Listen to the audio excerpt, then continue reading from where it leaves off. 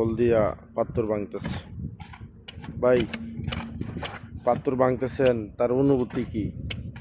ভাই অনুভূতি কি বলবো, অনেক কষ্ট না ভাই? কষ্টের কথা দেশের মানুষে বলি তো বুঝবে না, বুঝবে না। ঠিক আছে, দেশের মানুষ টাকা ছাড়া কিছু বুঝে না। মাস শেষ টাকা দাও, টাকা দাও, টাকা এক মাসে না দিতে পারলে না দেবে বলে কথা বলে না।